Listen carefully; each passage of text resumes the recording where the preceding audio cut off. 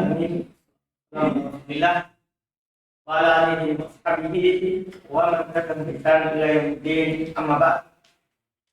Alhamdulillah, kita lanjutkan latihan baca dan terjemah. Kita hari ini melanjutkan bacaan terhadap kitab Syarah Sittatul Mawadih Nasir karya Syekh Shalih Al-Fauzan hafizahullah taala. Silakan.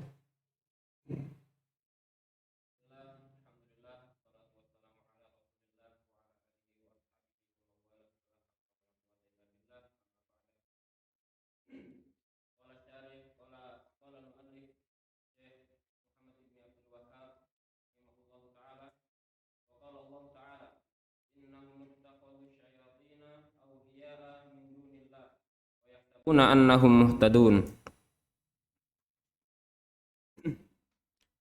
Qala syarih Syekh Shalih Al-Fauzan hafizahullahu taala, kaifa takhadhu syayatina awliya'a min dunillah wa hum yataqarrabuna bis-shalihin bi Isa wa bi Uzair wa bil malaikah. Na'am, ittakhadhu syayatina li'anna haula'i s-salihina la yardawna bidzalika walam ya'muruhum bidzalika wa innama alladhi amarahum bihadza asy-syayatinu hiya allati amarathum bi'ibadatil masihi wa ibadatil malaikati wa uzairi wa ghairihim minal anbiya'i was salihina wa hum ya'buduna syayatina fil haqiqah haitsu ata'uhum fi ibadati haula wa yahsabuna annahum muhtadun, yahsabuna anna hadha huwal huda wa annahu tariqu khairin wa tariqu salahin wa lihadha yaqul jalla wa ala wa yawma yahsyuruhum wa ma ya'buduna min dunillah wa yaqulu a antum adlaltum bi ibadi haula'i am hum dallus sabil qalu subhanak ma kana yanbaghi lana an nattakhidha min dunik min awliya'a walakin matta'nahum wa aba'ahum hatta nasu dzikra wa kanu qauman bura. Wa qala ta'ala yauma yahsyuruhum jami'an summa yaqulu lil malaikati haula'i iyyakum kanu ya'budun qalu subhanak nazahullaha subhanahu wa ta'ala an yu'bada ghayruhu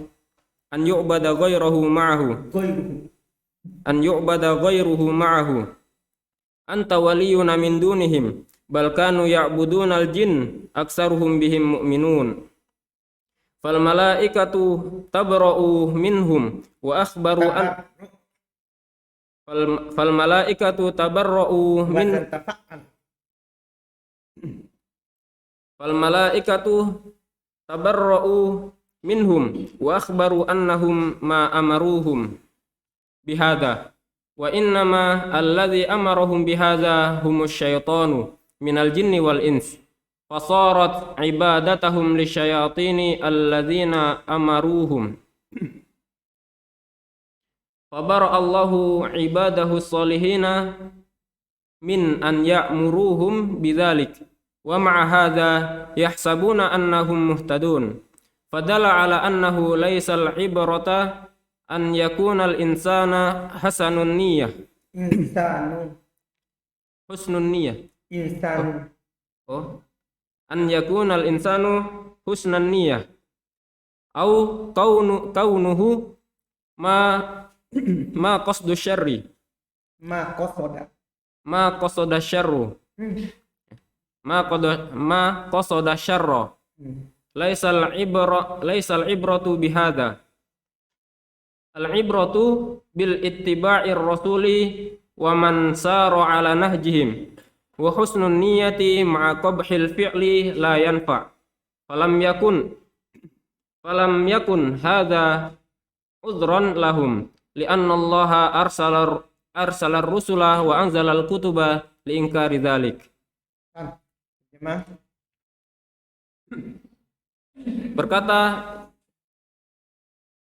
Syekh Muhammad Ibni Abdul Wahhab, Allah Subhanahu wa taala berfirman, sesungguhnya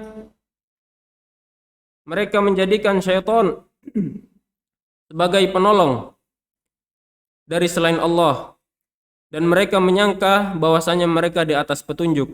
Ini masalah di kebanyakan orang yang menyembah kuburan. Iya, mereka sebenarnya menyembah syaitan, tapi mereka menyangka bahwa mereka di atas apa? Hidayah. Anda lihat, bahkan mereka mengingkari orang yang mengajarnya kepada apa? Tauhid. Kenapa? Karena dia menyangka bahwa mereka di atas hidayah. Ini bahayanya bid'ah dibandingkan dengan dosa besar. Karena kalau dosa besar, mereka sadar kalau mereka salah. Sementara bid'ah, mereka yakini mereka di atas apa? Petunjuk. Ini membuatnya susah bertobat dibandingkan dengan pelaku. Terus kemudian berkata pensyarah Syekh Shalih Al Fauzan hafizahullah, bagaimana mereka menjadikan syaitan sebagai pelindung selain Allah, dan mereka sedangkan mereka mendekatkan diri kepada orang-orang soleh, yaitu dengan Isa, dengan Uzair dan malaikah. Betul, mereka menjadikan syaitan sebagai pelindung, karena sesungguhnya orang-orang soleh tidak ridho atas hal tersebut, dan mereka juga tidak memerintahkan hal tersebut. Maksudnya Isa dan orang soleh yang lain yang benar tauhidnya. Orang soleh memang mengaku dirinya wali. Mereka dari hidup sudah mengajak orang untuk menyembahnya, mengkeramatkannya. Paham kan? Orang-orang soleh seperti Abdul Qadir Jailani, dulu kan mazhabnya Hambali. Masa mengajak orang kepada kesyirikan? Kan susah. Ya kan? Nah, orang setelahnya yang menyembah. Nah, ini mereka tidak ridho terhadap. Terus tidak lain yang memerintahkan mereka untuk hal tersebut adalah syaitan. Dia yang memerintahkan mereka untuk beribadah kepada Isa, beribadah kepada malaikat, pada Uzair dan selainnya dari para nabi dan orang-orang soleh. Dan mereka menyembah syaitan pada hakikatnya. Ketika mereka menyembah syaitan pada hakikat. Maka mereka menyembah syaitan pada hakikatnya. Hakikat maksudnya kenyataannya. Jadi kenyataannya sebenarnya mereka bukan menyembah Isa, bukan menyembah Uzair, bukan menyembah siapa? Malaikat. Paham kan? Tapi yang mereka sembah pada hakikatnya siapa? Setan. Karena yang mereka ikuti ajakan apa? Setan. Paham kan? Iya. Nah, ini pada hakikatnya, pada kenyataannya. Ketika mereka mentaatinya pada beribadah kepada mereka, yaitu orang-orang soleh,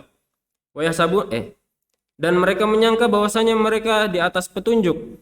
Mereka menyangka hal tersebut adalah petunjuk. Baik, cuma nanti itu dihindari kata ya. Nah kayak gitu kan jamaah nanti kurang yakin. Ini Ustaz salah terus. Lebih mending Rizky bilang iya, gitu naam, kan? Itu kan lebih mending daripada apa bilang nah itu kan kelihatan apa kita salah, membuat kepercayaan orang kurang. Paham kan? Jadi lebih sedikit dibiasakan iya, naam, seperti Rizky daripada bilang kayak begitu. Nanti dihindari. Mereka menyangka bahwasanya hal ini adalah petunjuk dan jalan yang baik dan jalan yang membawa perbaikan. Oleh karenanya Allah Subhanahu wa taala berfirman, di mana hari dibangkitkannya mereka dan mereka yang disembah selain Allah, dan Allah berkata kepada mereka, dan Allah berkata kepada mereka, yaitu nanti itu dibangkitkan mereka dan yang mereka sembah agar sama. Dan ini untuk apa? Menegakkan apa? Hujjah kepada orang-orang yang menyembahnya kepada selain Allah, kepada selain Allah. Jadi Allah bertanya, Terus Ulang Ustaz. Dan di mana hari dibangkitkannya mereka dan orang-orang yang mereka sembah selain Allah. Maka Allah berkata kepada orang-orang tersebut, apakah kalian menyesatkan hamba-hambaku atau hamba-hambaku yang tersesat? maksudnya hamba-hambaku ini, maksudnya apa? Kan ada haula istilahnya. Nah, maksudnya apakah kalian itu yang disembah kepada selain Allah kan? Apakah kalian yang menyesatkan hamba-hambaku haula ini?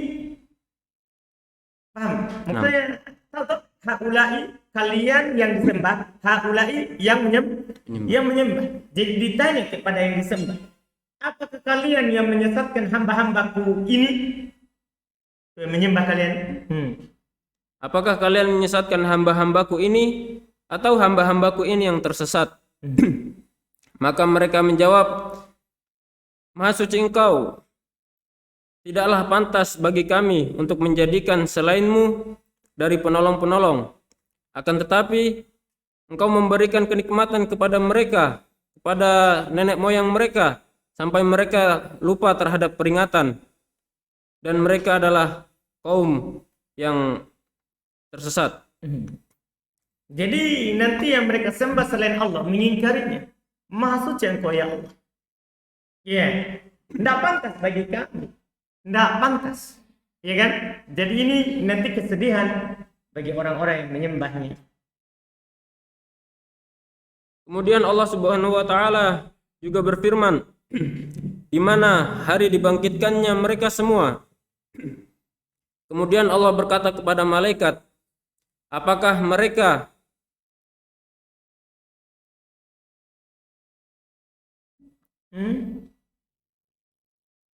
Lalu Allah Subhanahu wa taala berkata kepada malaikat, apakah mereka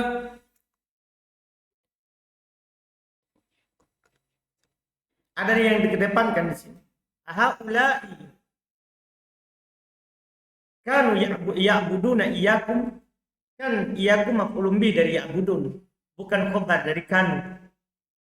Jadi iyyakum itu dikedepankan dari ya'budun. Apakah mereka menyembah iyyakum? Paham kan? Menyembah kepada kalian? Apakah mereka menyembah kepada kalian? Jadi bagus artinya kalau ditahu kedudukannya. Jadi iyyakum maf'ulun bi dari ya'budun, sementara ya'budun khabar dari kan. Qalu subhanak, mereka berkata Maha suci Engkau.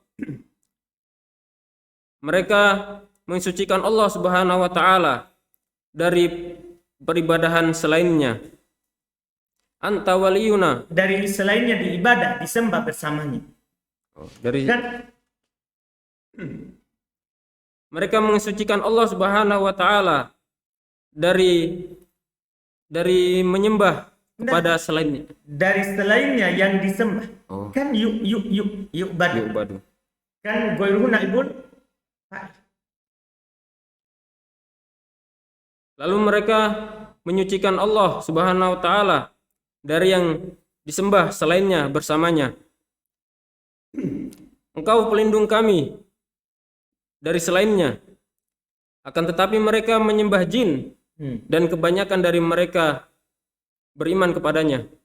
Percaya kepada jin. Jadi di sini pernyataan langsung. Yang mereka sembah adalah siapa?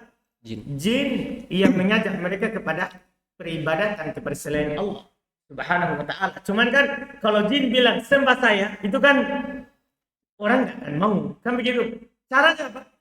Dia ajak sembah orang soleh. Kan kalau bilang langsung sembah jin, itu jarang orang mau. Tapi kalau diajak subhat halus, hormati orang soleh. Kan memang kalau orang soleh, dia soleh. Dekat kepada Allah. Jadi caranya jin halus untuk mengajak mereka. Jadi pada hakikatnya adalah balkanu ya'budunal jinna. Bahkan mereka menyembah jin. Kebanyakan mereka beriman terhadapnya. Maka malaikat berlepas diri terhadap mereka dan menghabarkan terhadapnya bahwa mereka tidak memerintahkan terhadap hal tersebut. Dan tidak lain yang memerintahkan hal tersebut adalah syaitan dari kalangan jin dan manusia yang menjadikan ibadah pada syaitan dan memerintahkan mereka terhadap hal tersebut.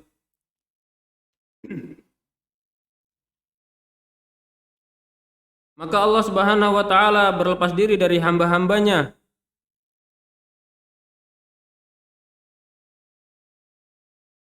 Maka Allah membebaskan Maka Allah Subhanahu wa taala membebaskan hamba-hambanya yang soleh hamba-hambanya yang soleh dari apa yang dari mereka memerintahkan mereka. Maka Allah membebaskan hamba-hambanya yang soleh dari perintah hal tersebut, Dari mengajak memerintahkan mereka untuk hal tersebut, yaitu menyembah kepada selain Allah. Kedua mereka Maka Allah membebaskan hamba-hambanya yang soleh dari memerintahkan kepada mereka terhadap hal tersebut. Bersamaan dengan itu mereka menyangka bahwasanya mereka di atas petunjuk. Maka ini menunjukkan bahwa bukanlah pelajaran bagi manusia itu dengan adanya niat baik. Jadi bukanlah yang dianggap itu niat baik.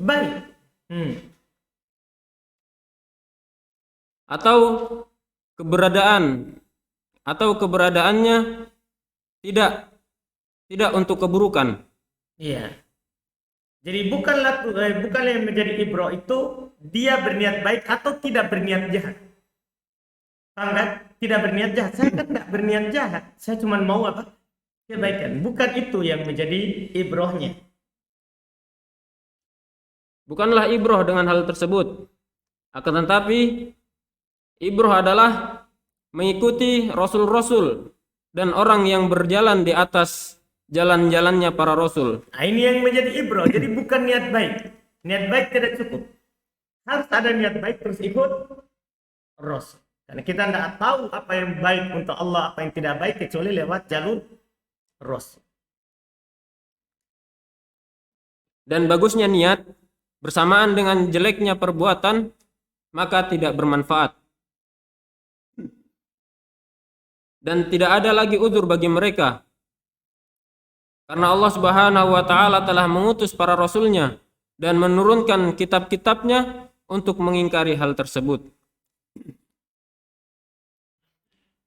Qala al-muallif rahimahullahu taala, fa awwalu ma amarahu Allahu bihi al-inzaru anhu qabla al-inzari 'anidz zina was-saraqati was-sariqati wa ghairihima. Qala syarih hafizahullahu taala, awwalu ma umira ar-rasulu sallallahu alaihi wasallam bil inzari 'ani syirki haitsu qala Allah taala war rujza fahjur. Wa dzalika qabla an ya'mura bil inzari 'aniz zina wa syurbil hamri wa aklir riba. Innama hadhihi nuhiya anha fima ba'da. Walakin awwala ma umira bihi tarku syirk. Lam yakul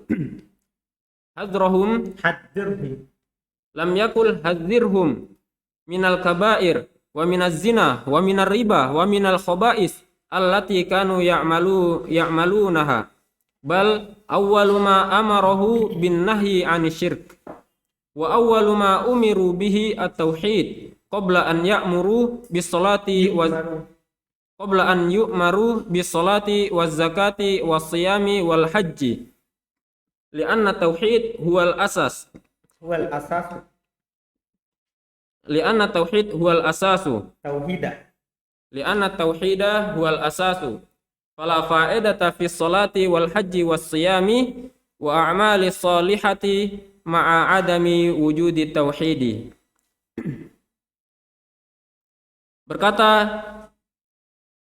Syekh Muhammad Ibni Abdul Wahhab, maka yang pertama kali diperintahkan oleh Allah Subhanahu wa taala dengannya yaitu memperingati darinya, yaitu dari kesyirikan. Sebelum memperingatkan dari zina, mencuri dan lainnya.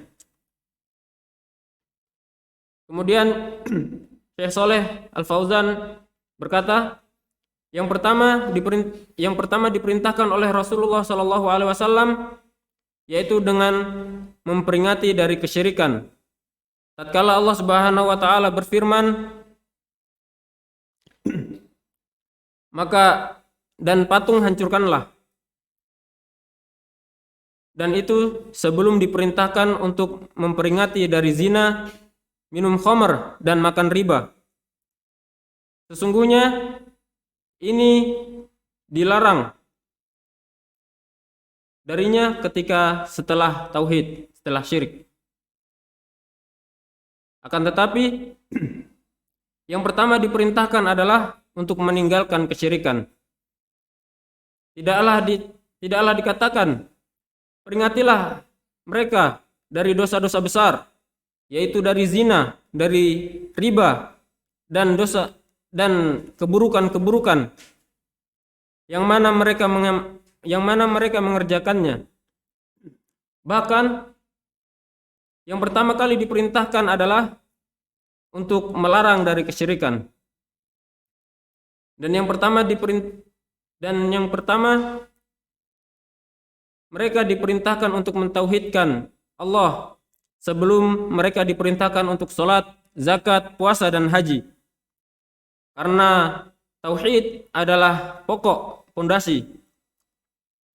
Dan tidak ada faedah bagi orang yang sholat, berhaji, puasa, dan melakukan amal-amal soleh dengan tidak adanya ketauhidan.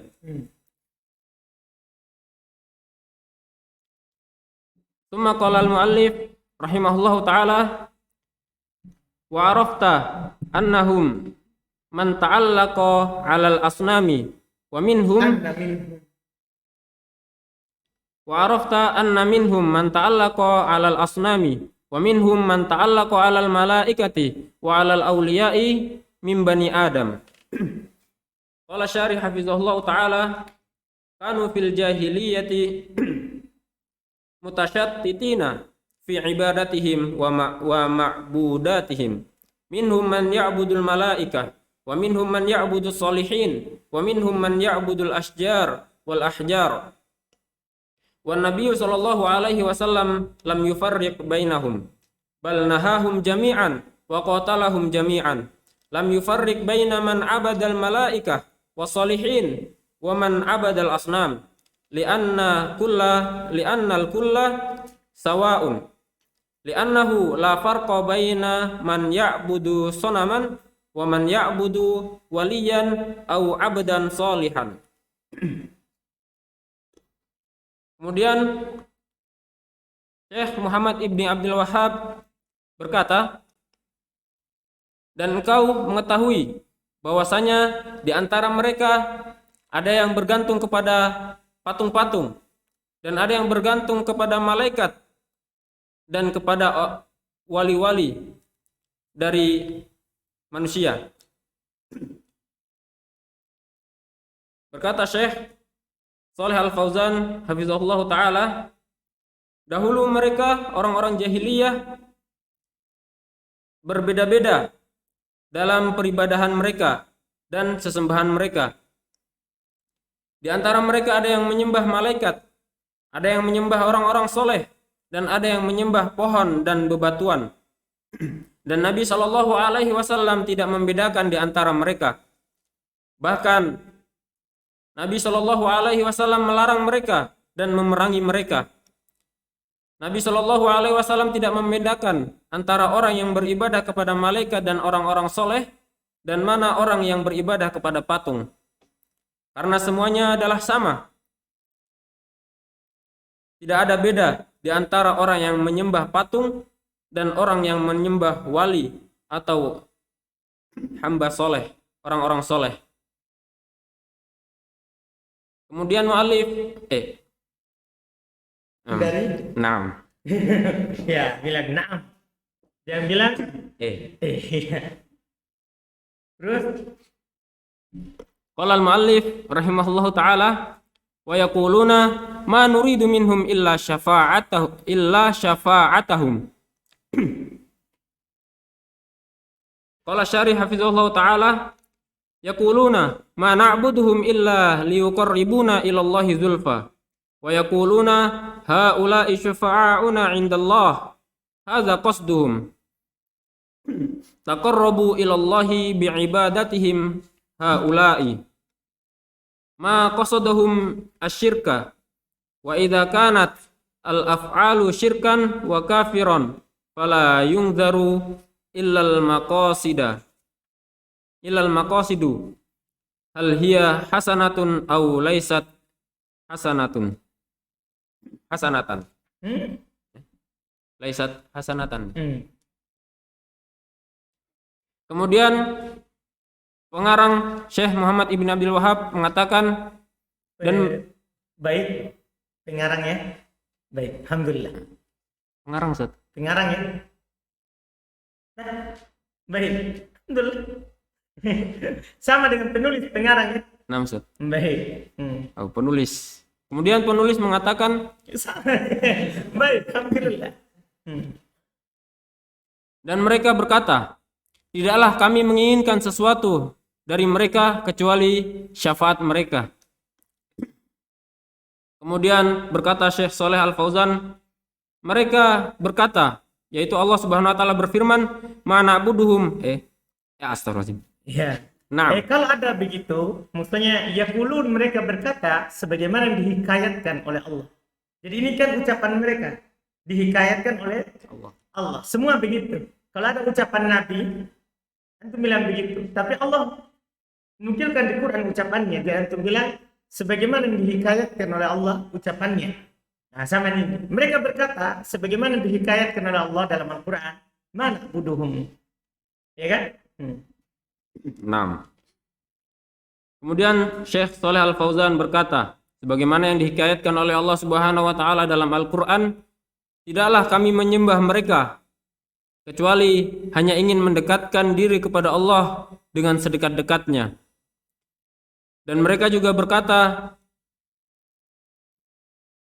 mereka adalah pemberi-pemberi syafaat kepada kami di sisi Allah Subhanahu wa taala. Ini adalah maksud mereka, yaitu ingin mendekatkan diri kepada Allah Subhanahu wa taala dengan beribadah kepada mereka. Tidaklah yang mereka maksudkan darinya adalah kesyirikan. Dan jika perbuatan mereka syirik dan kafir, maka tidak dilihat dari maksud-maksud. Apakah itu maksud yang baik atau yang kurang baik, yang tidak baik.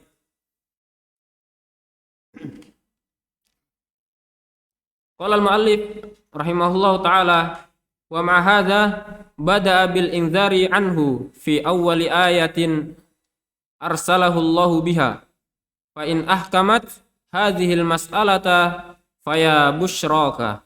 Masya.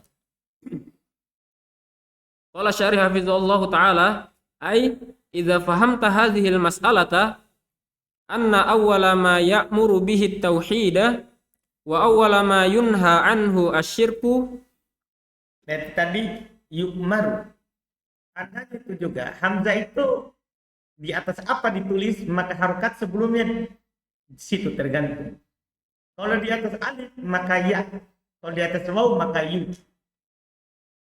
Kalau di atas garis maka kasroh. Jadi itu hamzah itu ditulis kalau dia sukun. Tergantung sebelumnya apa. Harokat sebelumnya tergantung dia di atas apa. Kan bisa dia di atas alif, bisa di atas waw, bisa di atas garis saja. Kalau di atas waw berarti sebelumnya dhammah. Kalau di atas alif berarti sebelumnya di fathah. Kalau di atas garis maka sebelumnya di kasrah. Paham kan? Jadi tadi itu yukmaru karena di atas waw.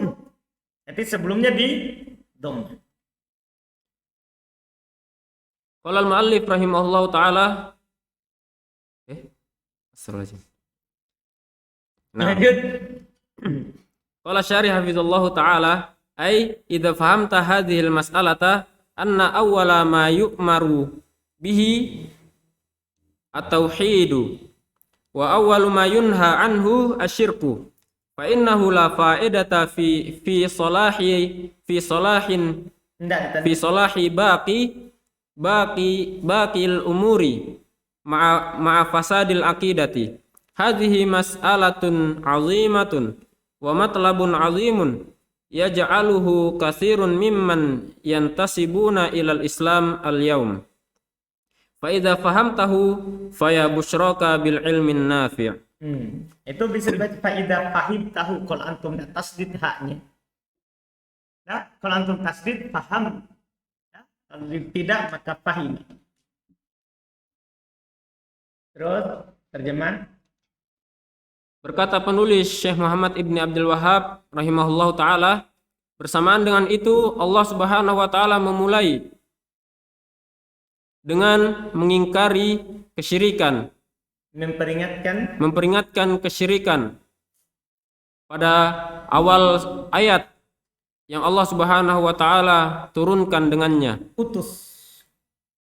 Yang Allah Subhanahu wa taala utus dengannya. Utus rasulnya bukan rasul. Oh, no. Bersamaan dengan itu Allah Subhanahu wa taala memulai dengan mengingkari hal tersebut. Pada awal ayat yang Allah utus rasulnya dengannya. Iya, itu tadi. Warujza fahjur. Itu kan diingatkan tentang apa? Berhala dan tinggalkanlah berhala. Dan tinggalkanlah berhala. Itu awal yang pertama sekali diturunkan kepada Nabi, tinggalkan berhala. Jika kalian berhukum, bukan berhukum di sini. Jika telah kokoh masalah ini,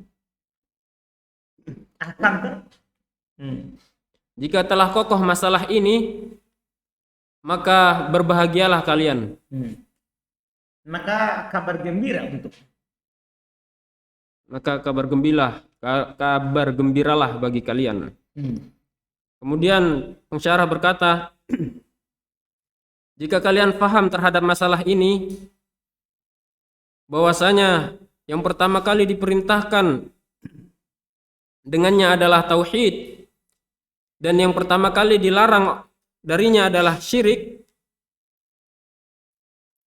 maka sungguh tidak ada faedah bagi perbaikan perkara-perkara setelahnya bersamaan dengan rusaknya akidah. Maka masalah ini adalah masalah yang agung, masalah yang besar dan perkara yang besar, yang kebanyakan dari orang-orang yang menisbatkan dirinya kepada Islam pada hari ini keliru, bodoh terhadapnya, bodoh darinya.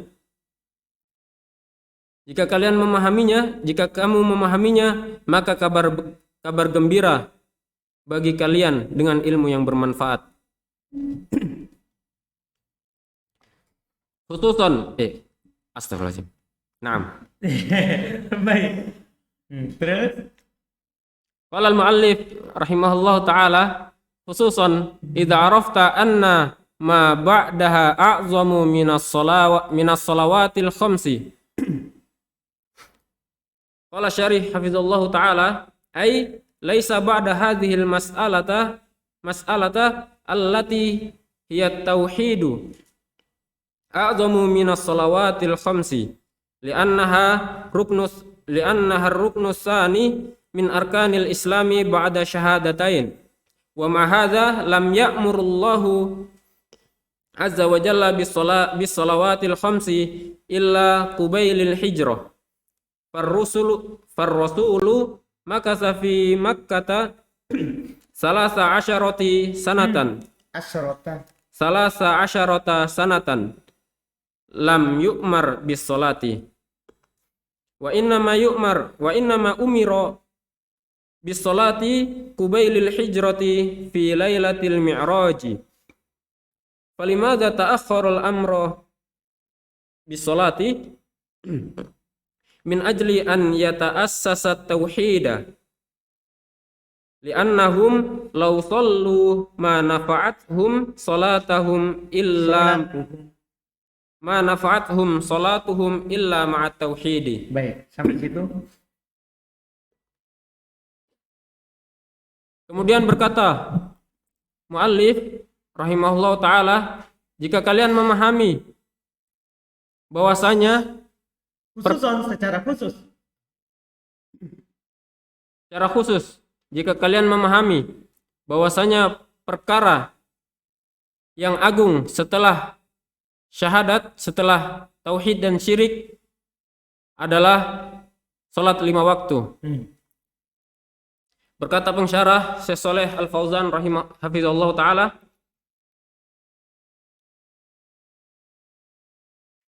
tidak ada perkara yang lebih agung setelah tauhid dari salat 5 waktu.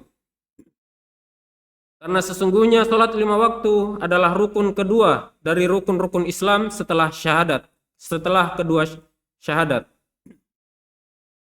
Maka bersamaan dengan itu, tidaklah Allah Subhanahu wa taala memerintahkan salat 5 waktu setelah hijrah, kecuali setelah hijrah. Kecuali sebelum hijrah. Kecuali Kubai itu menjelang. Kecuali menjelang hijrah. Nanti akan disebutkan berikutnya. Maksudnya itu bisa lihat pentingnya tauhid, begitu. Pentingnya tauhid. Salat kan rukun kedua dari rukun Islam. Tapi kapan Nabi diperintahkan untuk salat? Kan? Itu kan menjelang hijrah. Menjelang apa? Hijrah. Sedikit, sebentar sebelum hijrah. Jelas kan? Ini nanti akan beliau sebutkan setelahnya kapan diperintahkan salat. Berapa? Maksudnya itu yang sebelum hijrah. Rukun yang kedua itu menunjukkan pentingnya apa? Bukan pentingnya sholat, menunjukkan pentingnya apa? Ya kan? Karena lama diperintahkan dulu untuk bertauhid, baru datang perintah untuk sholat.